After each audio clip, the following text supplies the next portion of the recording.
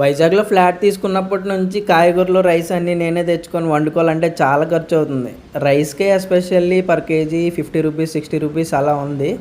అందుకే మా పొలంలో పండిన రైస్ ఒక 25 కేజీల బస్తా స్కూటీ మీద పెట్టుకొని వైజాగ్ బయలుదేరాను.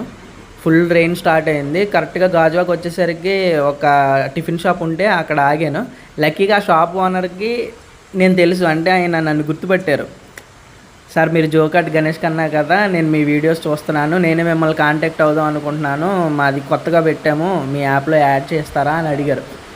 నాకు ఎంత హ్యాపీగా అనిపించిందంటే, లైక్ నేనే రెస్టారెంట్స్కి వెళ్ళి, సార్ నేను జోకాట్ అని ఒక యాప్ పెట్టాను, మీ రెస్టారెంట్ మా దాంట్లో యాడ్ చేయండి, ఇలా ఒక గంట సేపు ఎక్స్ప్లెయిన్ చేసినా కూడా రిజెక్ట్ చేసిన వాళ్ళని నేను చూశాను. బట్ అసలు ఏం ఎక్స్ప్లెయిన్ చేయకపోయినా నా వీడియోస్ చూసి జస్ట్ నన్ను గుర్తుపట్టి, నేనే మిమ్మల్ని కాంటాక్ట్ అవుదాం అనుకుంటున్నాను, మీ జోకాట్ యాప్లో మాది యాడ్ చేస్తారా అని వాళ్ళే అవతల నుంచి అడిగితే నాకు చాలా హ్యాపీగా అనిపించింది.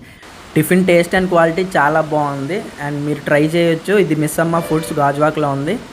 ఎవరైనా ఒకవేళ గాజువాక ఫ్రాంచైజ్ తీసుకుంటే ఇది సర్వీస్ మేము ఇస్తాము. ప్రస్తుతానికి అయితే ఇంకా స్టార్ట్ చేయలేదు.